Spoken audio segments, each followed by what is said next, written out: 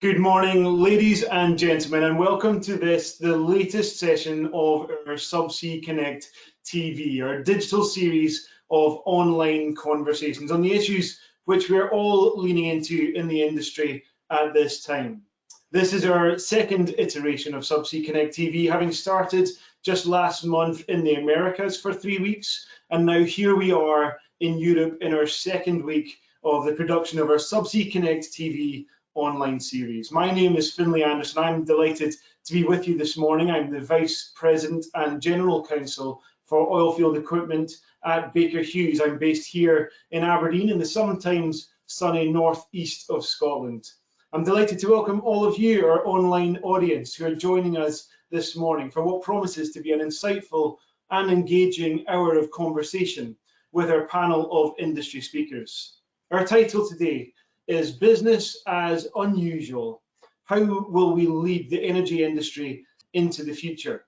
So no pressure panel. It's certainly not an understated question or an understated claim, but we've got the panel to match it. I'm delighted to have with me this morning a selection from both Baker Hughes and from our customers and wider industry stakeholders. First of all, we have Romain Chambeau, my colleague and Vice President for Oilfield Equipment here in Europe at Baker Hughes. Romain has been with the company for around 18 years in various roles, from audit, operations, project management and services. And we'll be hearing from Romain in a few minutes' time. Also, external to Baker Hughes, we have Deirdre Meekie, OBE, the CEO for OGUK. After a career spanning more than 20 years with oilfield operator Shell, covering various disciplines, too many to recite this morning, Deirdre took on her current role in May 2015. Great to have Deirdre with us this morning. And also we have a couple of our operator customers from the industry. We have Neil Roundtree, the Digital Factory Manager for Total E&P UK. After 5 years with Wood Mackenzie, Neil moved to Total in 2013, where he has held various roles, including in commercial and strategy before his current charge. And then last, but certainly by no means least, we have Rolf Einarsetter, the Business Improvement and Technology Manager for AS Norsk Shell. After 9 years in the Norwegian Armed Forces, Rolf has had a career spanning almost 25 years in industry, covering various leadership roles in business performance and improvement. So a really worthy panel this morning. And over the next hour, we're going to take some time to explore 4 key issues. First of all, energy transition.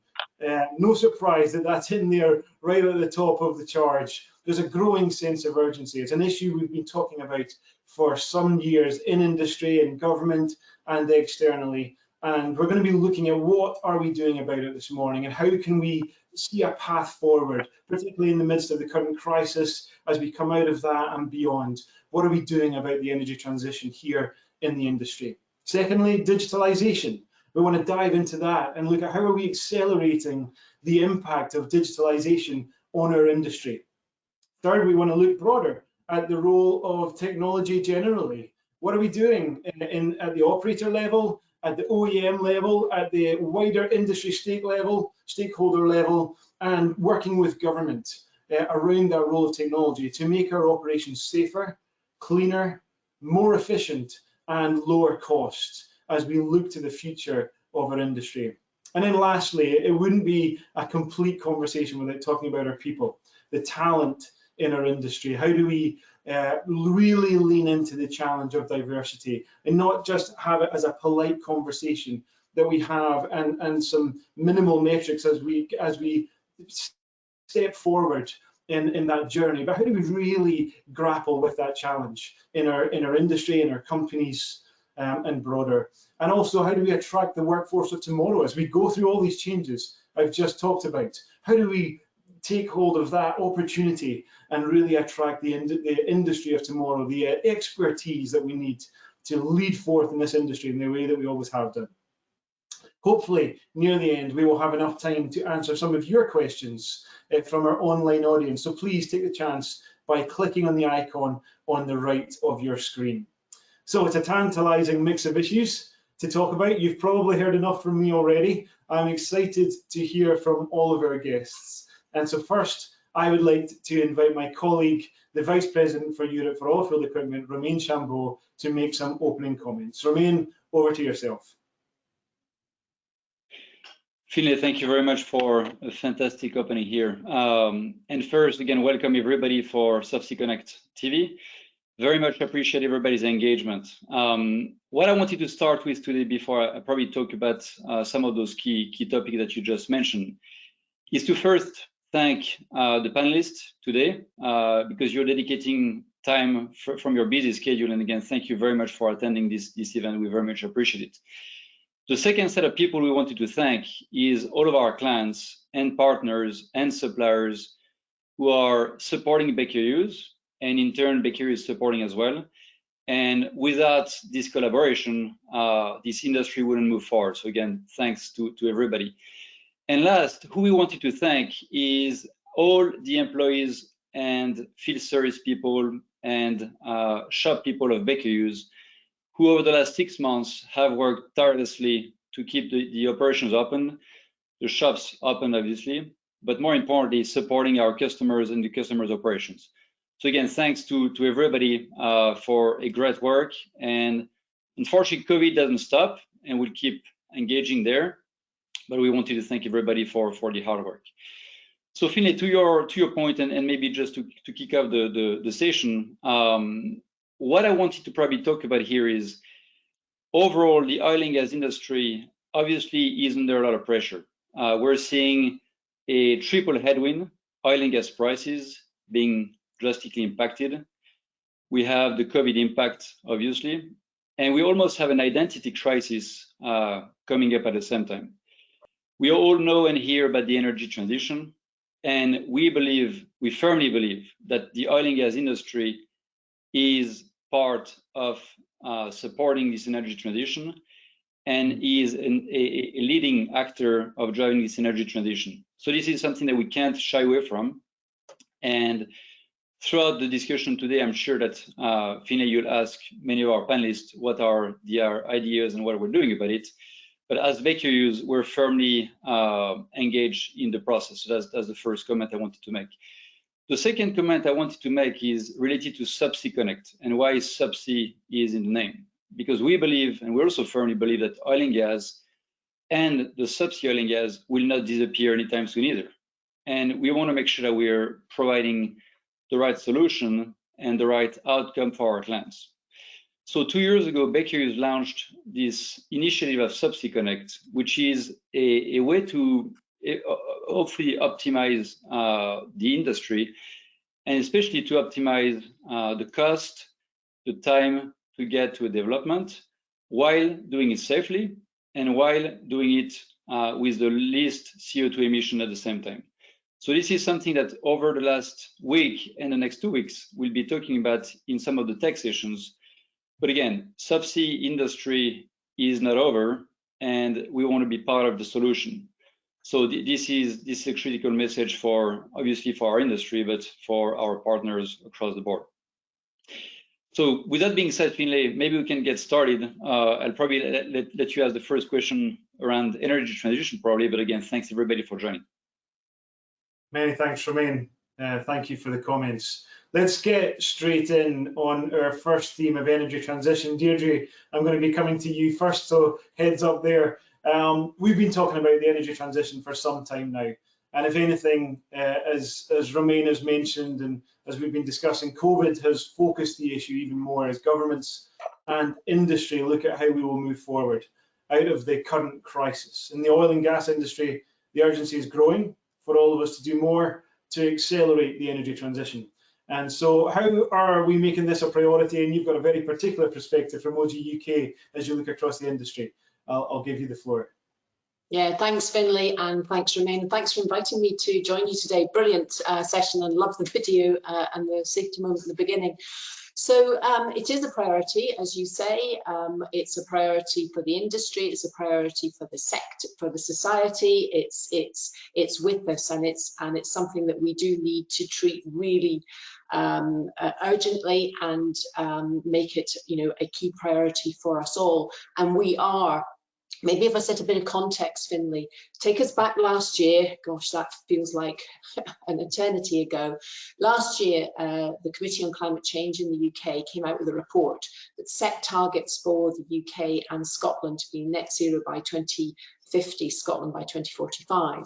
We as a sector, working with our members, were one of the first industrial sectors to respond positively with Roadmap 2035, which is our blueprint for net zero. And it's with Roadmap 2035 that we are making the energy transition a priority. And Roadmap 2035 basically combines, as Romain said, the fact that actually this sector will be crucial to energy transition and to ensuring that we have a successful transition to delivering the net zero ambitions. Because we know that the skills, the expertise that we have in this industry today are critical to supporting that energy transition as we go through the future.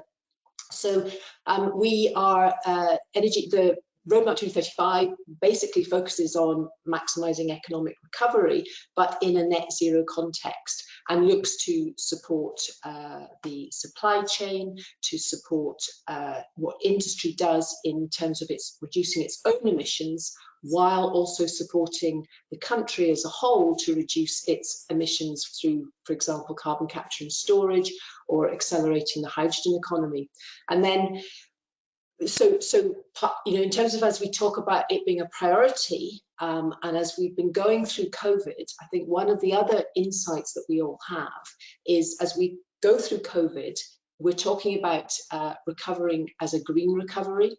So as well as seeing a need for us to transition for climate change purposes, we also see the green recovery as an opportunity for the sector and for the supply chain particularly. So one of the things, I will stop in a minute, Finlay, one of the things I did also want to mention was the North Sea transition deal. This is something that we're working on with the UK government, and we see as a catalyst for accelerating the delivery of Roadmap 2035. The North Sea transition deal is focused on, again, areas where we as an industry reduce our own carbon footprint. We support carbon capture and storage and the delivery of the hydrogen economy through the areas that this sector can help to support. And also key focus is jobs and the supply chain. So in all this way, our priority is the delivery of the roadmap, and we think we can press on the various areas that I think are absolutely vital to our sector, our society, our communities. Thank you, Deirdre. Thank you. Yeah, I think there's so much going on as we work with government, as we work across the industry, with the operators, with the supply chain, and as you say, with society. I think that's a great point. This isn't just an industry challenge, it's a society challenge. And we all, in a sense, have our interests aligned, should really be the position that we start from.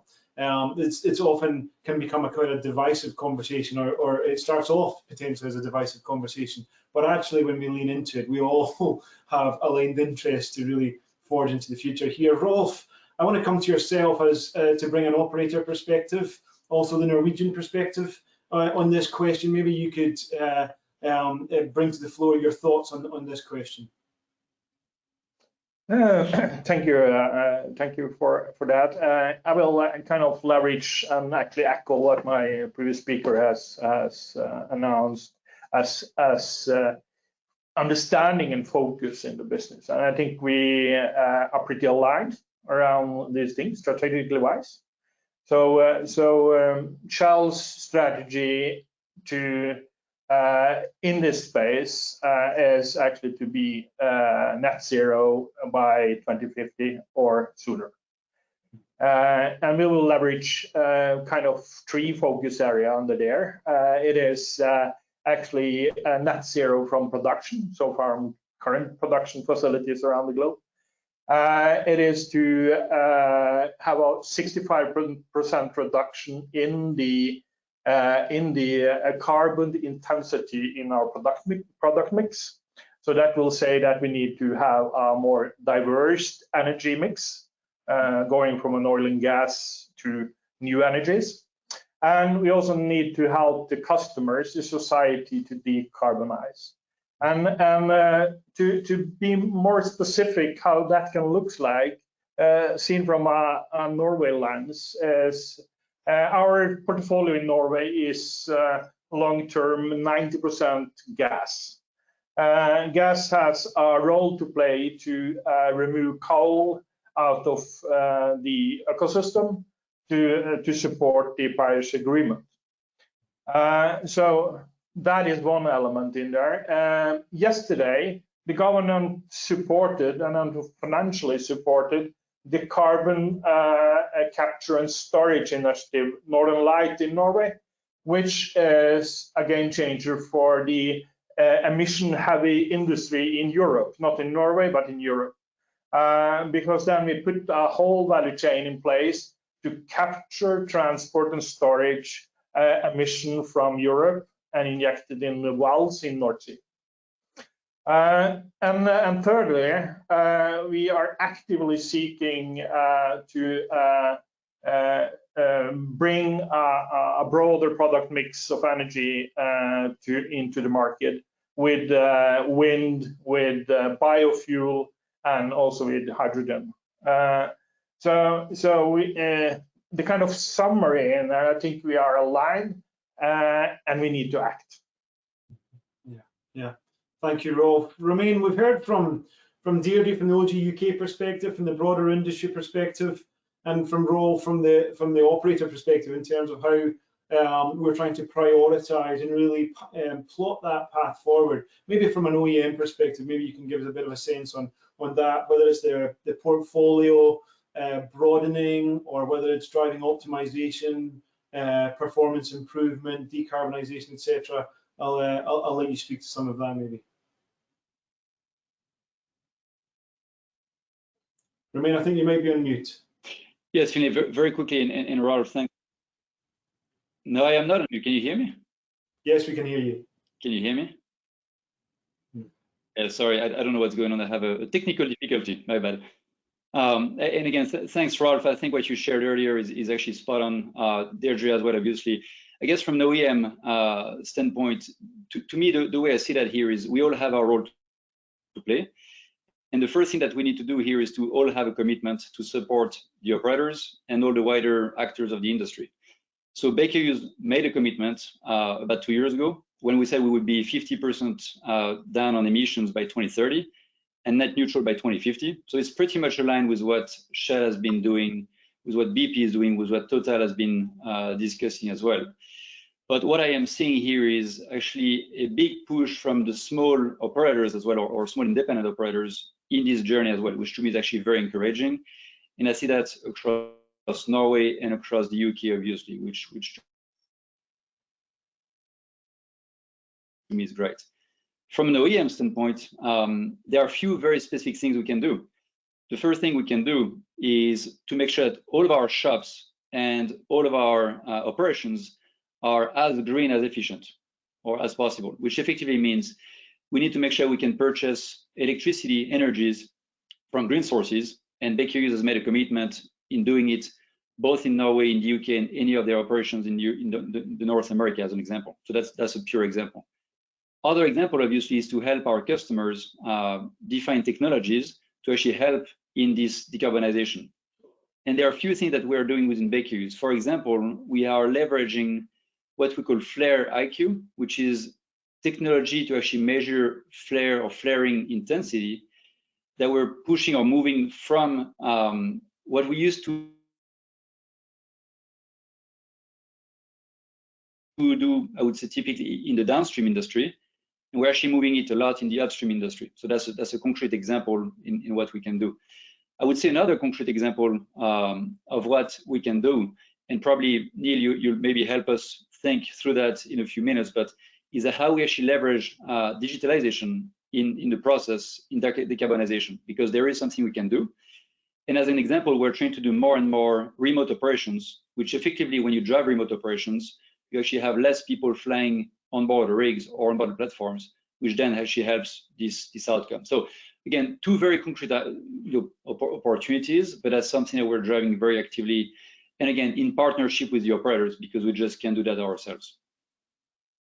Thank you, Romain. I think that partnership is absolutely key. We won't achieve anything alone, and that partnership goes right from government level down through all of the industry stakeholders, really bringing our strength to bear in this. Neil, Romain set you up nicely there yes, it's energy transition, yes, it's technology, yes, it's driving decarbonisation, broadening our technology portfolios, and digitalisation is really at the core of so much of that. You have a very particular perspective as digital factory manager for Total E&P in the UK. So maybe you can give us a little bit of a taste of what Total are doing in that space. Thanks very much, Finlay. So I've been reading a lot and thinking a lot about the 19th century. I've been looking at steam power and the Newcomen steam engine, and then obviously James Watt, who figured out the external condenser, who's Scotsman, Glasgow Uni. And I've also been looking at electrification, because I think there's some really interesting lessons for us to draw from that. So Edison patented his filament light bulb in 1880. Fast forward 20 years, the turn of the 20th century, and look at the factories and mills in the UK at that time. A lot of them, for about half of them, they still had giant steam engines that were using, Newcomen and Watt's technology to drive these really enormous, impressive steam turbines, right? They powered these central shafts that went into factories and mills and provided this power in these really enormous, impressive brick factories in Glasgow and Manchester. So 20 years after electrification started in the US, we were still designing factories on the basis of steam technology. In fact, it wasn't until like a further 30 years, so fast forward to like 1930, before industry had figured out that electrification, electricity, meant you didn't have to have these big central power turbines. You didn't have to have central shafts, that you could actually have discrete power units to the worker, that you could actually create a factory line that was removed from the constraints and inefficiencies that you had with steam. But it took 50 years to get to that point, because what was happening was you had a paradigm, a way of working that that we applied a new technology to.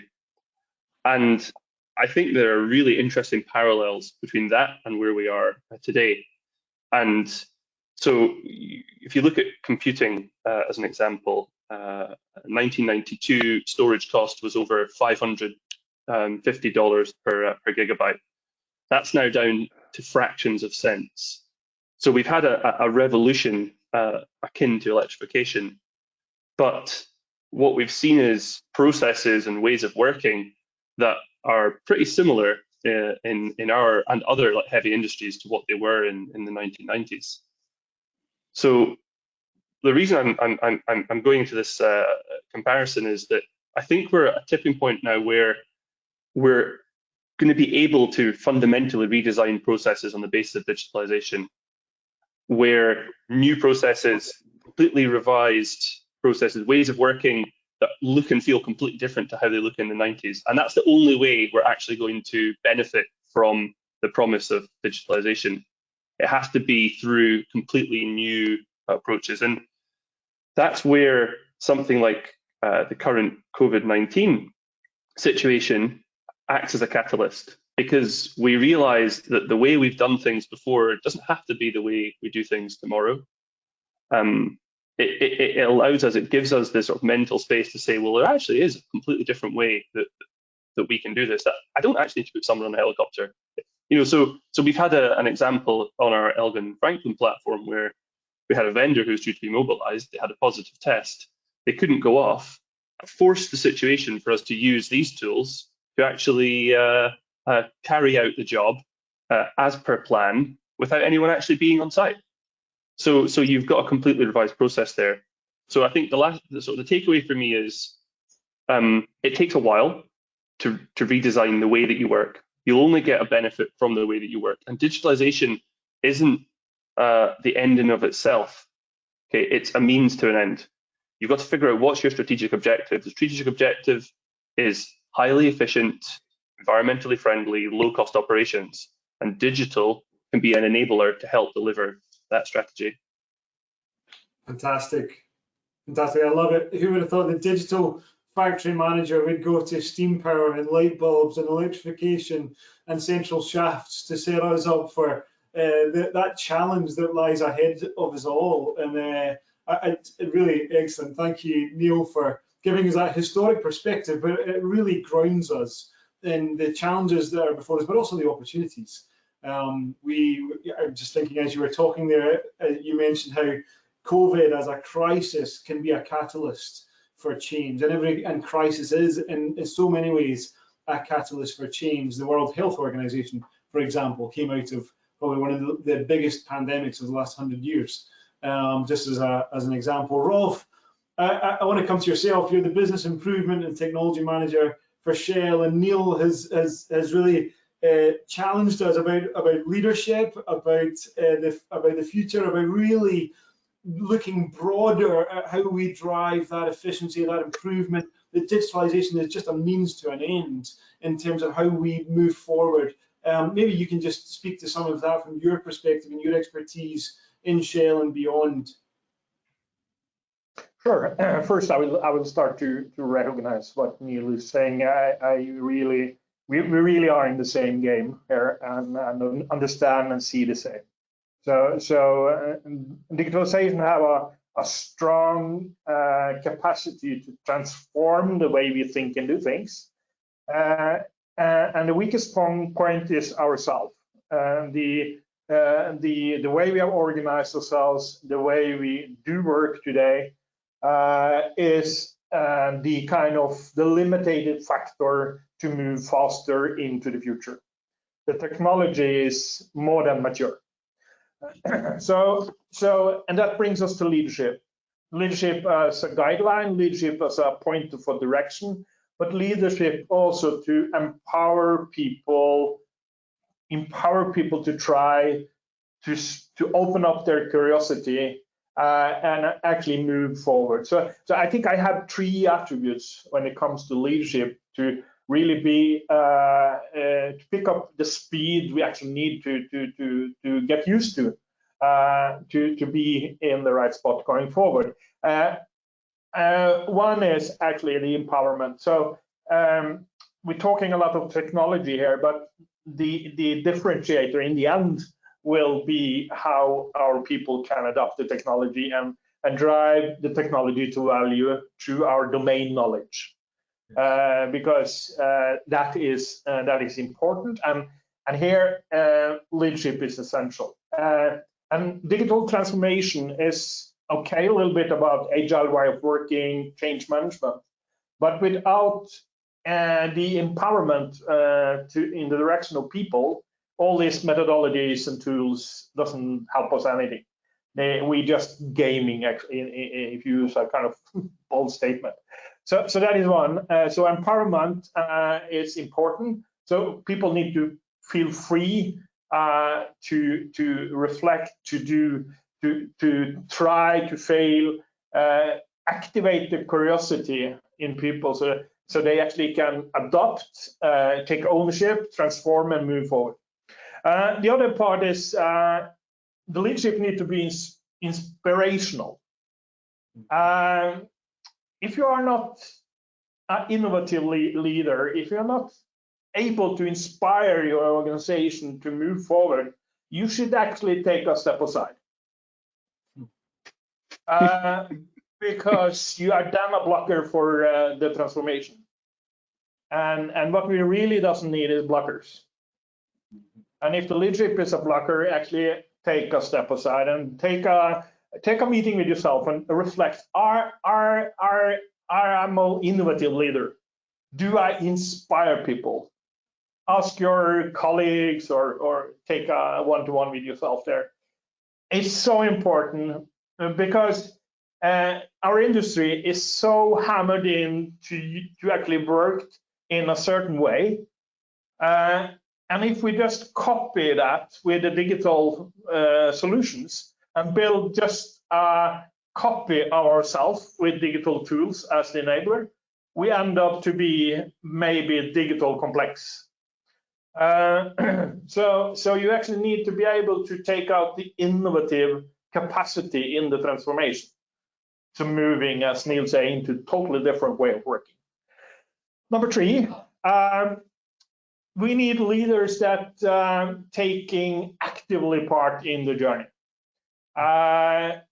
Leaders that invest, accept that they are maybe not updated. So when that acceptance comes, you actually then need to take some action to update yourself and understand what's happening. If you're going to lead it, you need to understand it. But we require more than leadership. We need inspire people, leaders that inspire the organization, take out the innovative gap that we can identify. So you actually need to drive it. And here is the old language about walk the talk comes in. You need to be part of it, and you need to pick up the tools, the methodology, the insight, and transform yourself in your decision mode and your decision processes, and stimulate the people to open up. So 3 key enabler for me or attributes that I need to see from my leaders. Yeah. Thank you, Rolf and Neil and Deirdre. I want to come to you in a second to give you the last word on leadership, if I can put it like that. Rolf reminded me of a conversation. Our CEO for Oilfield Equipment, Neil Saunders, here in Baker Hughes, was on a webinar yesterday for all Baker Hughes employees, and they were talking about trust and leadership in the midst of radical change and in the midst of this crisis and how we go forward. And Neil said something fascinating. He said, as a leader, when you look around you and you plan for the next chapter of our journey, the people you've had around you for the last 10 years or 20 years might not be the people you need to move forward. And Rolf, you talked about it from an individual perspective. We need to look at ourselves and say, can we lead forward? Can we inspire? Can we see a path forward? But also as leaders, we need to ensure that we have the right people. Deirdre, Neil started us off referring to the Thomas Edisons and the Watts. You've got a particular perspective across industry and government.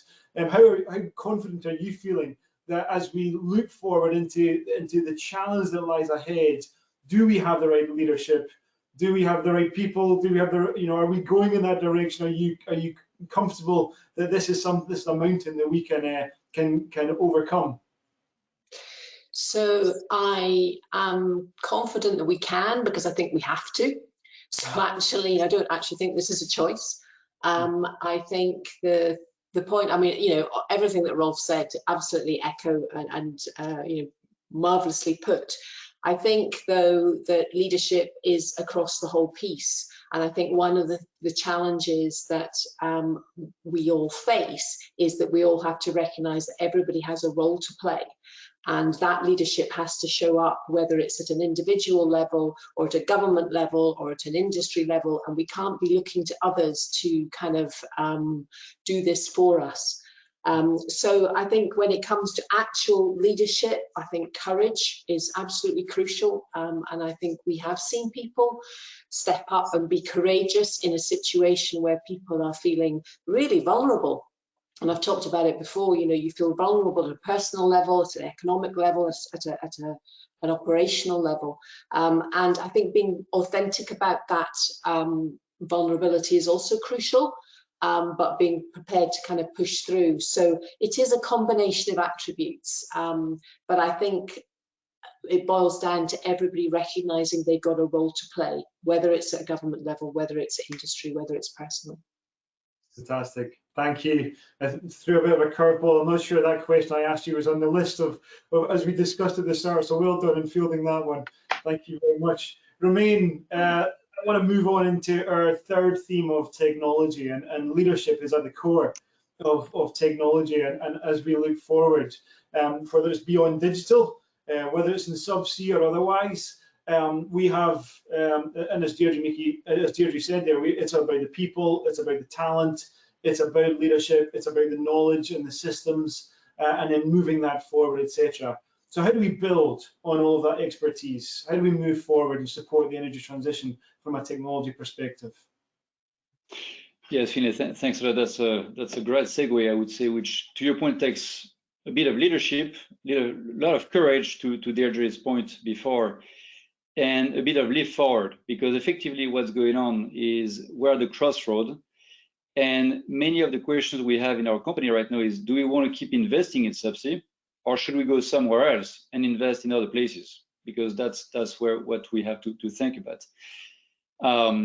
And within Baker Hughes, we actually made a choice to keep investing in subsea, because again, like I said at the beginning, we still believe that there is a future for the subsea industry.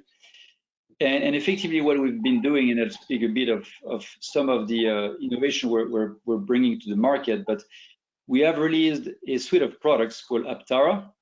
And this Aptara suite of products is effectively something that's actually much lighter. So it's actually Christmas trees, wellheads, flexible pipes, but effectively they're actually much lighter, much more configurable through the life of field. And why we did that is actually pretty straightforward. We did it because of cost, because we believe that without being cost efficient, our operators can't, keep moving forward with development. So it's at the heart of everything we're trying to do for all of us, right? But also number two is, as you think forward from an energy efficiency standpoint, if these equipment are lighter, that's what I was saying a bit earlier, logistics cost is much less, which effectively brings CO2 down a lot.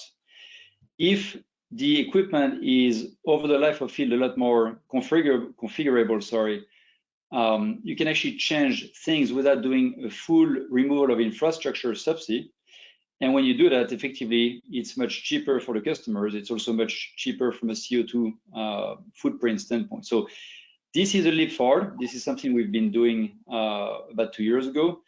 And we've actually been partnering with many of the companies that we have on the call to actually develop this technology. So that's a key one. The other one I wanted to bring up, and I think, Neil, you talked about digitalization a little bit. We are also partnering with external companies, because what we realize is we just can't do that ourselves. Trying to do everything in-house is just not the way forward. And we have partnered with a company called C3 AI, which is an artificial intelligence company, to actually develop some, I would say some very crafty app to actually improve reliability. And why we did that is because we almost took the learnings from GE back 5-6 years ago, when GE invested billions of dollars in the technology in the IT space with no return. And effectively, what was the key takeaway from that is exactly what, Neil, you mentioned earlier. It's a mean to the end. And if you don't understand the end, you can invest a lot in the mean. It won't get you anywhere, right? So what we're deciding to do is effectively to partner with others to help bring the technology forward. So that to us is going to be a key driver going forward. We're seeing that in the technology space, but we're also seeing that in the digital space, in the development space, obviously. So that's a key forward for us. Thank you, Romain. Neil, I want to come back to yourself. You set us up beautifully earlier on, looking at various different technologies of the past and how they catalyze change in industry generally. So maybe you can give us a little bit of a taste on what Total is doing similarly at the moment, looking at technology and looking at the next chapter. I think that it's interesting. We do a lot of sessions where we invite external people to come and have a look at what we're doing in the digital factory in the UK and in Total Digital Factory. I'm always interested when there's often about half of the questions, easily half of the questions we get is something along the lines of which piece of software are you using to pull together your source data systems? What's the IT architecture you used for this, that, or the other? And maybe I'm too polite on these calls to say, guys, you're going off completely the wrong direction. That's not the right question, because my architecture, my model is not going to work for you because you have your own issues and problems. What is important is the mentality and the mindset. Now, yeah, we're looking at lots of technologies. We are working, say, in our space with machine learning and artificial intelligence. We're working with mobility solutions. We're working on robotics for unmanned installations with drones. But more important than the specifics is the mindset and the mentality. And I think there's an important point here. Everyone who is interested in management looks at what the Silicon Valley companies do and is sort of boning up on Agile and Scrum and all of the ways that we work in the digital space to deliver things. Just for me, a little bit of a warning on that, which is we are working, organization works entirely in a sort of Scrum Agile basis where we are incrementally developing tools. And a lot of that comes from Lean and Rolls here from the Toyota production system. And you see it in sport with this marginal gains story, where you make these incremental improvements.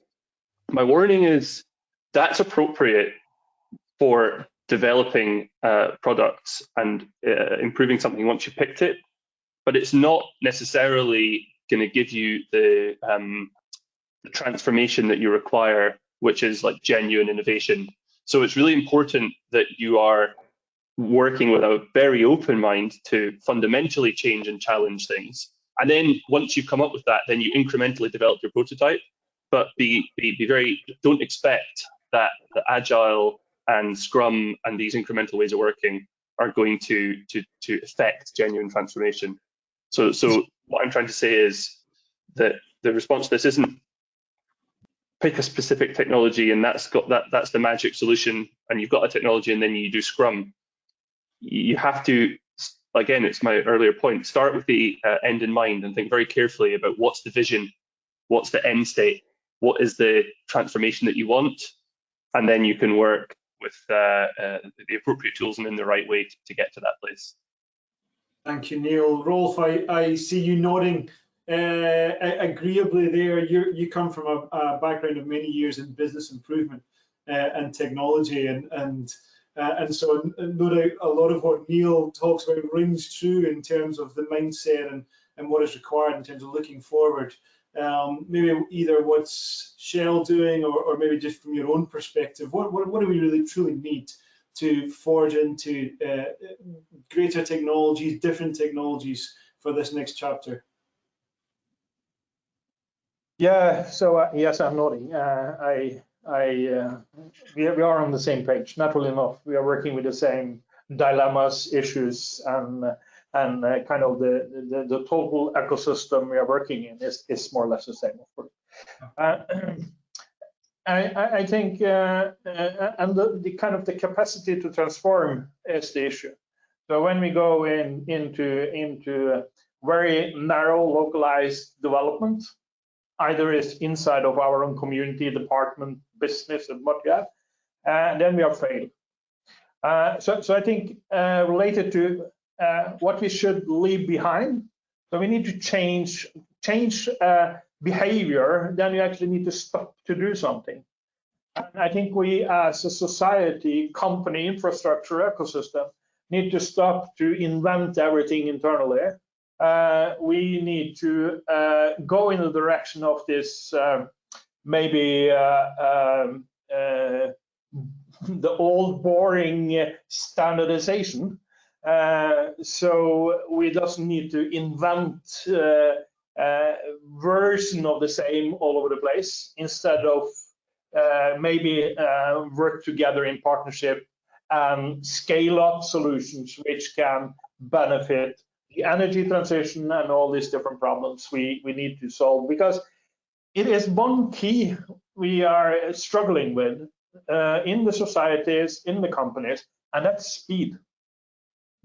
We doesn't have the luxury of time anymore. We need to do something, and then we actually can't do everything internally and in isolation.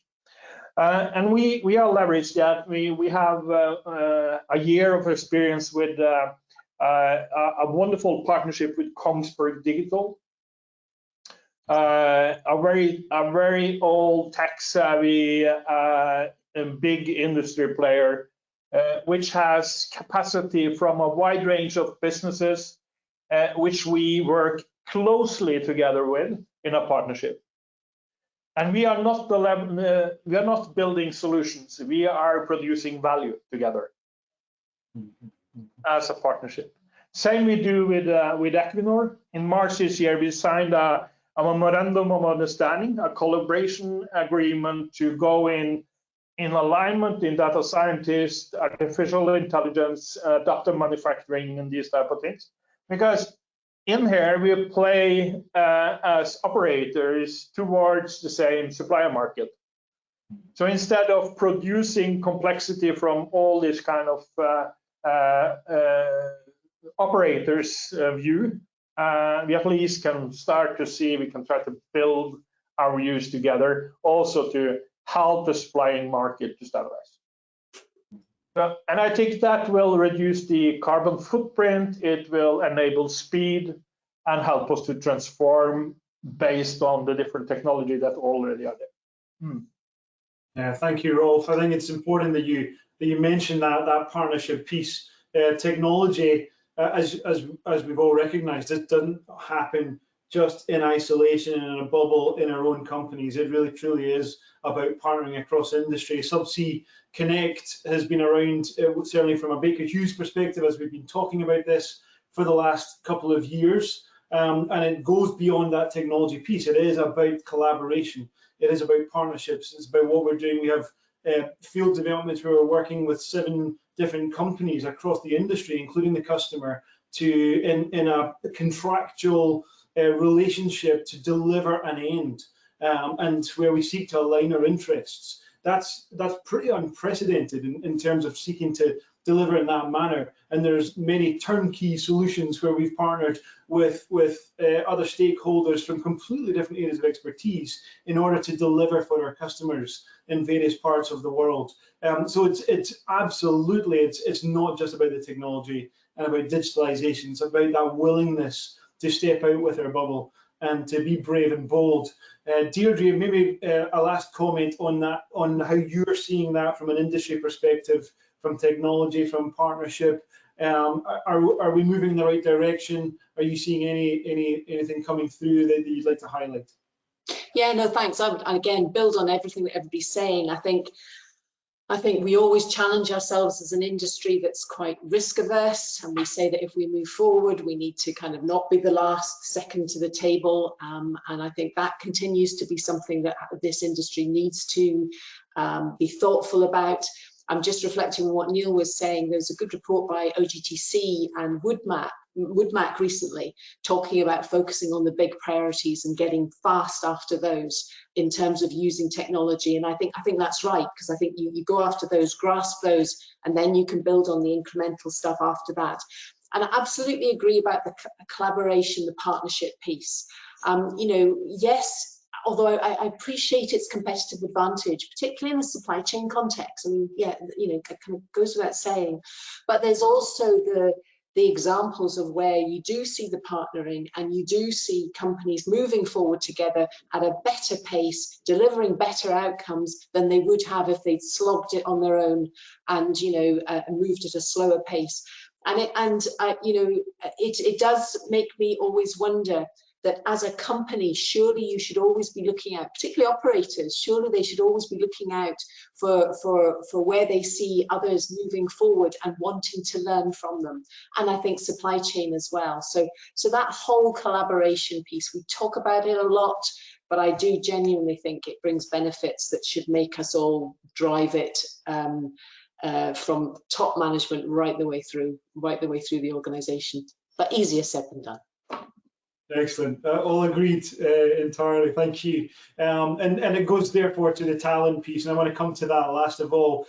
For our audience who are watching online, and no doubt with myself enjoying this broad conversation, just a point to yourselves as we move on from the technology piece. We've got the tech sessions coming after this. We've got 3 different tech sessions looking at subsea electrification, looking first of all at 1015 at Tara that Romain mentioned a few minutes ago, and in the last session later on this morning will be on structured products and really driving that standardization and really trying to drive that efficiency and optimization. So, but let's get back to the talent piece. To succeed at all of this, as we have said again and again this morning on our conversation, it's about people. It's about boldness, it's about bravery, it's about leadership and inspiration.